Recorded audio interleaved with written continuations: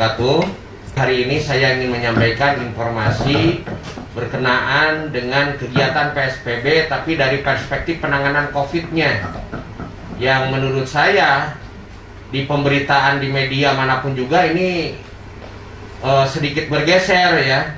Padahal PSBB ini dilakukan karena ada pandemi COVID.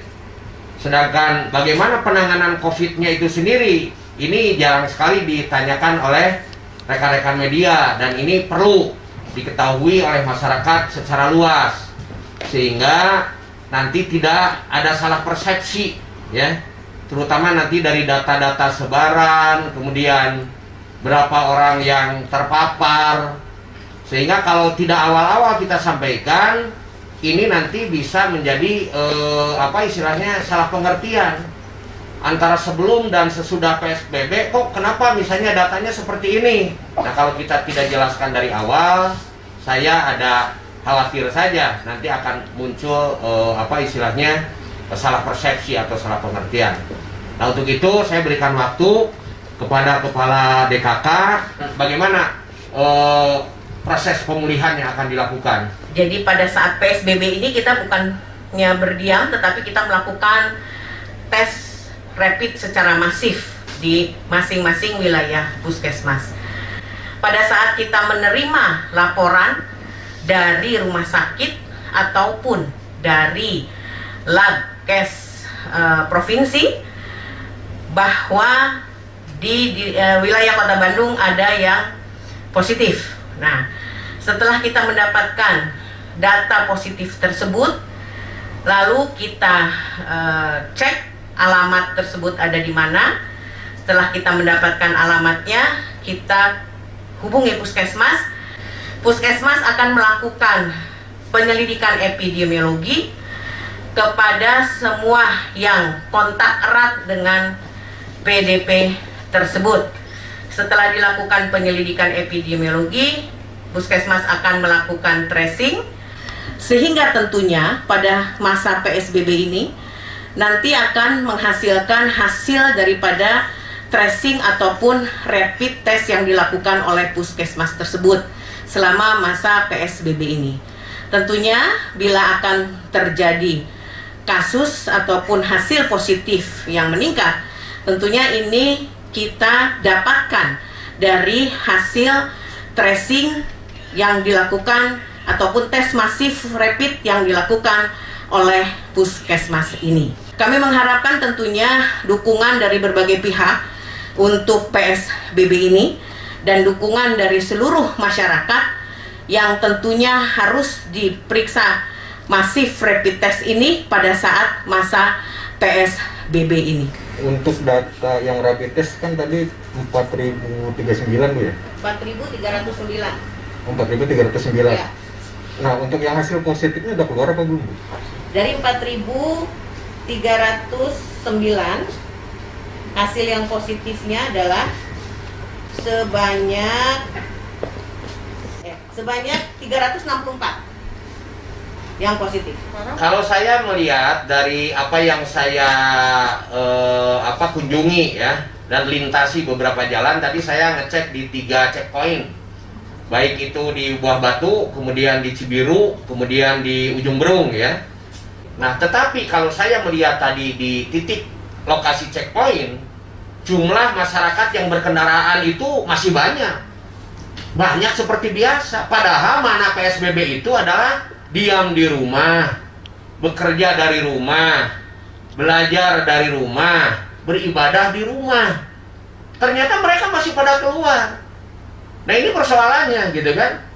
Nah, sehingga tadi petugas kita juga kewalahan ya. Pada saat petugas kesehatan melakukan termogan, pemahaman mereka tentang PSBB menurut saya masih sangat rendah ya, masyarakat itu. Makanya karena ini Bandung Raya, ya harapan saya ya semua lah. Dan saya yakin rekan-rekan di luar Kota Bandung juga menyampaikan sosialisasi ini, tapi persoalannya, faktanya masyarakat kok kesadarannya rendah banget gitu. Nah, ini kok nggak bisa gitu bertahan mengikuti 14 hari untuk semua ini ya. Bukan ini sukses PSBB, bukan suksesnya gugus, bukan. suksesnya masyarakat. Dan ini akan dikembalikan kepada masyarakat. Kalau pandemi ini selesai, saya inginnya besok selesai, kita kembali kepada kehidupan normal. Tapi kalau sekarang ini disiplinnya rendah, ego, pokoknya saya punya kepentingan ABCD, ya susah. Sekali lagi, mana pendekatan PSBB itu 4. Diam di rumah, bekerja di rumah atau dari rumah, beribadah di rumah, belajar dari rumah. Kecuali ada kemendesakan, tapi kalau nggak burudul, apa itu masuk kategori mendesak? Mendesak nggak burudul? Ya, ini luar biasa. Ini banyak orang yang beraktivitas usaha yang tidak masuk yang dikecualikan, memaksakan dagang.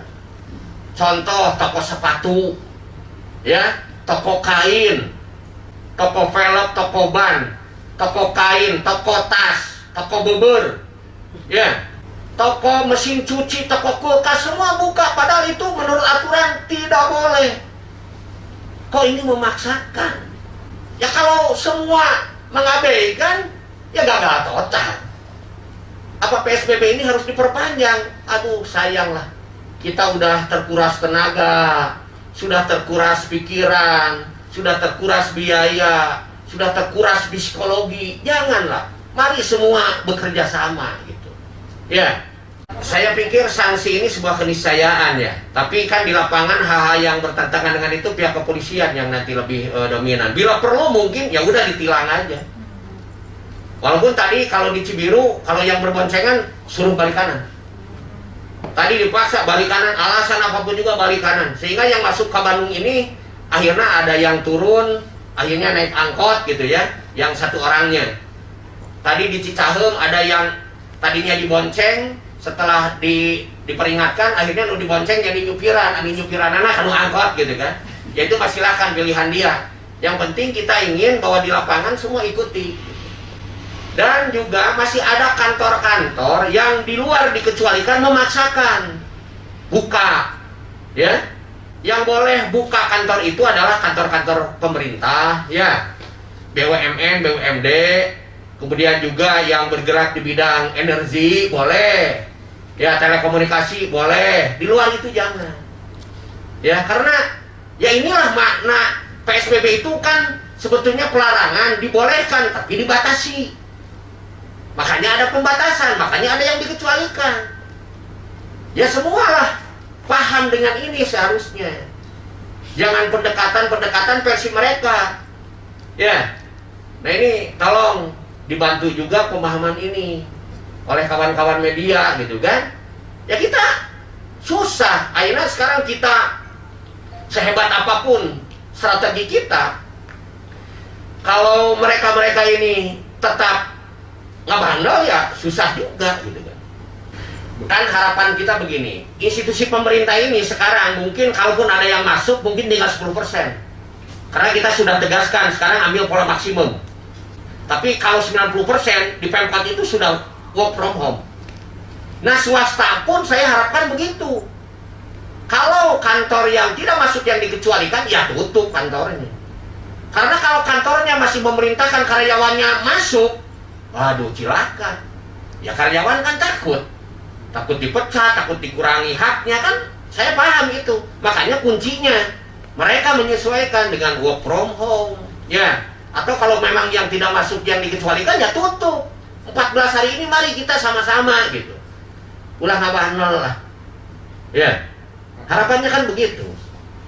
Akan mengirim surat Pak ke kantor yang di luar. Iya, kita akan lakukan itu nanti peringatkan ulang. Kalau mereka yang tidak masuk yang dikecualikan kekeh maksa. Selama dalam aturan tidak ada ya mohon maaf. Saya hanya bisa mohon maaf. Atas nama regulasi kami tidak bisa mengakomodasi. Gitu kan? Tapi ini masih perlu ada penegasan.